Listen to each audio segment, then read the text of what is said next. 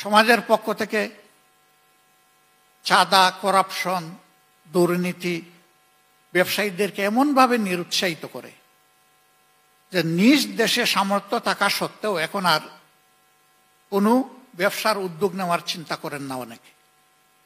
যেটা আছে এটাই বাঁচবে কিভাবে, সেই ত্রাহি ত্রাহি চিন্তা।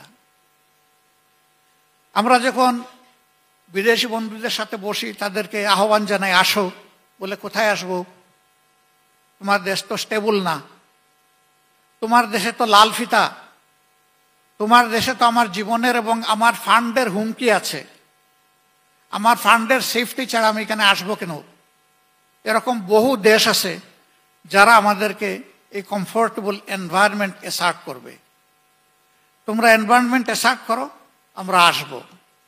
আমরা যখন বলি আমাদের হিউজ ম্যান পাওয়ার আছে, লেবার এখানে চিপার, ম্যানুফ্যাকচারিং কস্ট হবে তোমার কম, বেনিফিট তুমি বেশি করতে পারবা, বলে যে ম্যানুফ্যাকচার করতে পারলেই না আমি বেনিফিট করব, সেই করার এনভায়রনমেন্টটা তো আমার লাগবে। এটা শুধু বিদেশি বন্ধুদের কথা না, এটা আমাদের সকল উদ্যোক্তা এবং ব্যবসায়ীদের কথা। অনেক সময় ব্যবসায়ীদেরকে বলা হয় সুবিধাবাদী, যখন যে সরকার আসে তার সাথে লাইন দেয়। আমার কথায় কেউ মনে কষ্ট নেবেন না, আমি যা বুঝি তাই স্পষ্টভাবে বলার চেষ্টা করি।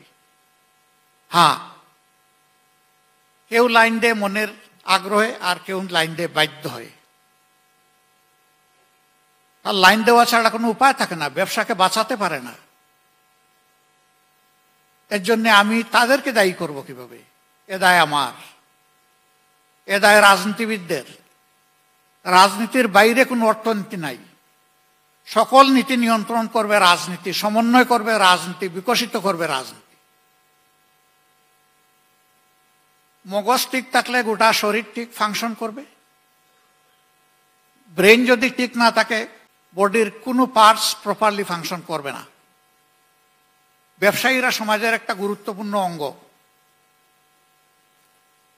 রাজনীতির জায়গা থেকে এ পর্যন্ত স্বাধীন বাংলাদেশে আমরা যতই বলি, আমরা কাঙ্ক্ষিত সেই সুবিধা এবং কমফর্ট জোন আমরা দেশি বিদেশি ব্যবসায়ীদের জন্য তৈরি করতে পারিনি। এটাই সত্য। এখন যা পারলাম না তা কি হবে না?